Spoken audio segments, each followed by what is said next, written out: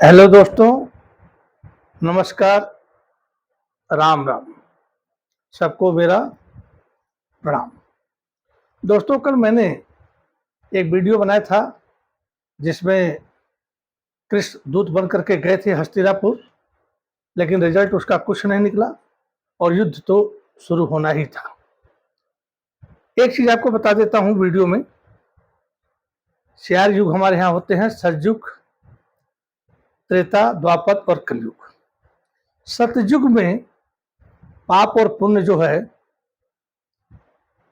मतलब 20 पुण्य था तो पाप 0 था।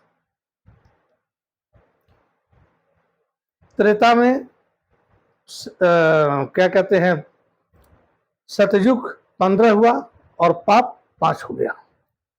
द्वापर में 10 पाप 10 पुण्य, और कलयुग में 15 पाप और 5 पुण्य। क्योंकि हरिश्चंद्र ने सपने में दान दिया था सतयुग था। राम त्रेता में आए थे, कैकेयी ने अपने ही पति की प्राण ले ली, लेकिन राम को वनवास कर दिया था। रावण ने मां सीता का हरण कर लिया था। राम राज्य नहीं था, धोबी को शंका हो गई थी, मां सीता को निकलवा दिया, इसलिए 15-5। द्वापर में महाभारत का युद्ध हुआ, जो धर्म तो कहते हैं, लेकिन इसमें बहुत ही अधर्म हुए। अभिमन्यु की हत्या, कर्ण की हत्या, ये सब चीजें। और आज कलयुग में आप देख ही रहे हैं कि कौन क्या बोल रहा है और कौन क्या नहीं बोल रहा है। तो इस बात को इतना बता करके मैं आगे चलता हूं। चक्रव्यूह की रचना। जब 13वें दिन अर्जुन सशप्तकों के साथ युद्ध करते हुए दूर निकल गए, काफी दूर निकल गए, जहां की लौटना उसी दिन असंभव था बहुत। तो गुरु द्रोणाचार्य 10 दिन तक पितामह जो है कौरव सेना के सेनापति रहे, और उसके बाद 11वें दिन जो है गुरु द्रोणाचार्य सेनापति बने, और 13वें दिन जो है चक्रव्यूह की रचना की गई। तो 7 महारथी ही जानते थे चक्रव्यूह को तोड़ना: भीष्म पितामह, द्रोणाचार्य, कृपाचार्य, अश्वत्थामा, कर्ण और 2 लोग और थे। तो ये 7 ही जो है जानते थे, बाकी कोई नहीं जानता था। तो जैसे ही द्रोणाचार्य ने और दुर्योधन ने देखा कि अर्जुन वापस नहीं आ सकते हैं, तुरंत द्रोणाचार्य को बताया कि आज ऐसा कीजिए कि पांडव हार जाए और युधिष्ठिर को कैद कर लिया जाए, क्योंकि राजा जब कैद हो जाएगा तो वह कह देगा कि युद्ध खत्म होता है, युद्ध खत्म हो जाएगा और कौरव जीत जाएंगे। तो युधिष्ठिर को कैद करने के लिए, और अर्जुन उस दिन वहां पर नहीं थे, इसलिए गुरु द्रोणाचार्य ने चक्रव्यूह की रचना की। चक्रव्यूह में जल्द कोई घुस नहीं सकता है। जैसे आप गुलाब का फूल ले लीजिए या गेंदे का फूल ले लीजिए, आप देखिए गेंदे का फूल के किनारे किनारे पत्तियां कैसी होती हैं, उसके बाद कैसे होती हैं, उसके बाद मतलब अंदर के तरफ जो है घनी होती जाती हैं, ज्यादा पत्तियां होती हैं, और केंद्र में मारे पत्तियों का जाल हो जाता है। उसी तरह से चक्रव्यूह की रचना की गई थी, और आकाश से देखने पर ही उसमें से निकलने का मार्ग बड़ी सूक्ष्म बड़ी बारीकी से आप देखते हैं तो उसमें आप निकलने का रास्ता दिखाई देगा। और चक्र का पहिया, चक्रव्यूह मतलब चक्र जैसे नाचता है वैसे था। वैसे चक्रव्यूह खेल खेल में जब मैं 11 में पढ़ता था तो हमारे एक साथ हमसे उम्रदार थे, चक्रव्यूह कैसे बनाया जाता है उन्होंने बताया था, लेकिन इसमें मैं आपको दिखा नहीं सकता हूं। तो उसमें कैसे मतलब घुसा जाता है। जब चक्रव्यूह की रचना हुई तो चारों पांडव जो है गाल पर हाथ रखकर चिंता में डूबे हुए थे कि क्या होगा, आज युद्ध में हम कैसे लड़ेंगे, अर्जुन है नहीं। तब तक 16 साल का वीर अभिमन्यु आता है, बोलता ताऊ श्री आप लोग चिंता में क्यों हैं। कोई कुछ बोलता नहीं है, फिर पूछता है तो कहते हैं कि बेटा आज आपके पापा नहीं हैं, बहुत दूर गए, सब शत्रुओं के साथ युद्ध करते हुए दूर निकल गए हैं। अब गुरु द्रोणाचार्य ने चक्रव्यूह की रचना कर दी है, यदि हम इसमें लड़ते हैं तो ये हमारे जो राजा आप तुम्हारे बड़े ताऊ हैं युधिष्ठिर जी को कैद कर लेंगे, और जब ये कैद हो जाएंगे तो फिर पूरी लड़ाई खत्म हो जाएगी, हार जाएंगे, और युद्ध नहीं लड़ते हैं तो हमारी बड़ी बेइज्जती होगी। तो वह वीर बालक 16 साल का कहता है, ताऊ चिंता मत करो, चक्रव्यूह तो मैं तोड़ दूंगा, चक्रव्यूह तोड़ना मैं जानता हूं। ये चारों पांडव बड़े आश्चर्य से बोले, भाई तुम कैसे तोड़ लोगे? है? कहा कि मैं जानता हूं चक्रव्यूह तोड़ना।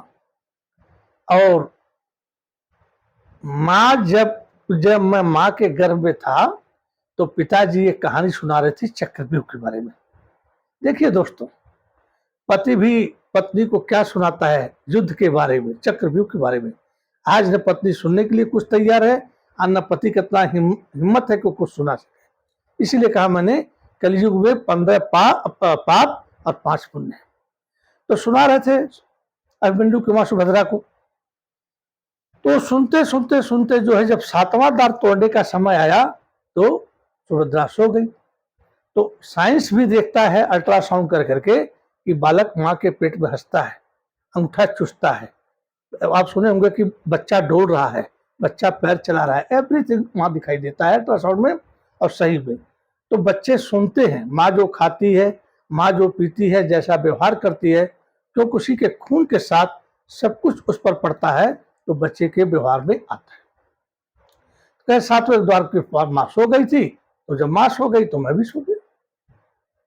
तो भीम कहते हैं खड़ा होकर के गदा हिला के, 7वां द्वार तो मैं अपने गदे से तोड़ दूंगा। इन चारों पांडवों में मतलब जोश आता है और अभिमन्यु जो है रथ पर बैठते हैं और पीछे से ये चारों पांडव चलते हैं। चक्रव्यूह पर मतलब सेनाएं खड़ी रहती है, सेना सेना सेना सेना सेना सेना। और यदि पहला गेट पर कोई मार दिया जाता है तो पीछे से एक शक्तिशाली योद्धा आकर के खड़ा हो जाता है और 2-3 सेकंड के अंदर में यदि आप उस चक्रव्यूह का गेट तोड़े हैं और नहीं घुसे हैं तब तक उस गेट पर दूसरा योद्धा आ जाता है। तो जैसे ही उस व्यूह पर जो है दुर्योधन का लड़का था लक्ष्मण, दोनों में बाणों की वर्षा होने लगी, लेकिन वीर अभिमन्यु ने बाण से मारकर उसको मृत्यु निसुला दिया और एक घुसे और ये चारों पांडव घुसने में लेट कर गए। तब तक सेना का आकर उसको बंद कर दिया। अब ये पहला द्वार तोड़कर अंदर गए और चारों तरफ से बाणें चल रही हैं। और वह आपने महाभारत भी देखा होगा और रामायण भी देखा होगा कि उस समय ऐसे बाण होते थे कि एक बाण चलता था उसमें से सैकड़ों हजारों बाण निकलते थे। उस बाण में ही अग्नि बाण होता था, वरुण बाण होता था, वायु बाण होता था, सारे बाण होते थे। जो आज हमारी मिसाइलें चलती है ना, उसी तरह से उस समय उसी में थे। वो सब मंत्र से भरे रहते थे और मंत्रों का जाल था। जब वो जमीन पर टकराते थे, चाहे जैसे भी होता था, बारिश करानी है तो वरुण बाण छोड़ दो और पूरा ही पानी पानी पर अग्नि बाण, आग लगानी है तो अग्नि बाण छोड़ दो। तो यह मारते काटते आगे बढ़ता गया। 6 द्वार इसने तोड़ लिया और 7 द्वार पर 7 महारथी 7 द्वार पर थे, जिसमें द्रोणाचार्य भी थे, कर्ण भी था, अश्वत्थामा भी था, कृपाचार्य भी थे, दुर्योधन भी था। तो 7 महारथी के पास पहुंचा तो दूसरे द्वार का महारथी युद्ध नहीं लड़ रहा होता है। तीसरे द्वार का क्यों? पहले से ही युद्ध होता है। जब पहले को आप पार कर लेंगे तो दूसरे लड़ेंगे। तो तब तक दूसरा आराम क्या रहता है, तीसरा आराम कर रहा है, चौथा आराम कर रहा है, 5वां 6वां 7वां भी आराम कर रहा है। आप तोड़ते जाएंगे, तीसरा तोड़ेंगे तो तीसरा वाले से फिर युद्ध लड़ेंगे, तब भी चौथा 5वां 6वां 7वां आराम कर रहे हैं। वो युद्ध नहीं लड़ने तैयार है कि आओ। ऐसे करते करते ये 7वें द्वार पर जाते हैं। तो 7 द्वार तोड़ते तोड़ते आदमी थक भी जाता है, घोड़े भी थक जाते हैं और फुर्ती नहीं रह जाती जो पहला द्वार तोड़ने में थी। तो 7वें द्वार पर ये 7 महारथी 7वें द्वार पर थे, खड़े थे और चारों ओर से इसके ऊपर बाण होने लगे। युद्ध का ये नियम था महाभारत का कि जो एक योद्धा से एक ही योद्धा लड़ेगा, लेकिन इस पर सब लोग अटैक किए और सबसे पहले इसके धनुष को तोड़े, इसके रथ को तोड़े, नीचे गिर गया। उसके बाद बाण चलने लगे। तो अभिमन्यु कहता है कि तातश्री, क्योंकि सब लोग उसके पापा के ही भाई थे सौतेले, कि आप लोग युद्ध का नियम तोड़ रहे हैं, आपको ऐसा नहीं करना चाहिए। एक आदमी एक से लड़ेगा, आप तो 7 मेरे ऊपर से बाण चला रहे हो। तो दुर्योधन कहता है वह नियम पितामह श्री ने बनाया था और आज मैं वहां का मालिक हूं। मेरा नियम है युद्ध छल कपट जिससे भी जीता जा सके उससे जीता जाएगा। और बाण चलते रहते हैं, अंत में वो रथ का जो पहिया टूट जाता है उसको ले करके और अपना रक्षा कवच बना करके उन्हीं से धक्का मारता रहता है, लोगों को गिराता रहता है। लेकिन थका हुआ नौजवान कब तक लड़ेगा? जहाँ कर्ण हो, द्रोणाचार्य हो, कृपाचार्य हो, अश्वत्थामा हो, अब मैं इससे ज्यादा कुछ नहीं कहूंगा, आप लोग जानते हैं। और तब तक पीछे से जयद्रथ बहुत तेजी से मारता है और अभिमन्यु गिरता है और मर जाता है। मर जाने के बाद यह सूचना आप लोगों ने महाभारत में देखी होगी, चाहे किताबों में पढ़ी होगी। अर्जुन को पता चलता है, अर्जुन को बहुत दुख होता है और वह कसम खाते हैं कि कल सूर्यास्त होने से पहले मैं जयद्रथ को मार डालूंगा। तो मैंने अभी आपको कहा कि जो पाप और पुण्य का लेखा जोखा सुनाया था कि 10 पाप है तो 10 पुण्य है। एक तरफ महाभारत में युधिष्ठिर है जो सत्य पर चल रहे हैं और एक तरफ वही भरत वंश के, कौरव वंश के जो राजकुमार हैं दुर्योधन, वह अधर्म पर चल रहे हैं। एक तरफ धर्म और एक तरफ अधर्म, दोनों बराबर। ये धर्म छोड़ नहीं सकते और दुर्योधन अधर्म नहीं छोड़ सकता। इसलिए 10 और 10 संबंधी 10 का था। तो दोस्तों इस महाभारत में ये हुआ और कल मैं जयद्रथ वध कैसे हुआ उसकी मैं आपको वीडियो बनाऊंगा। तब तक के लिए हमें विदा दीजिए।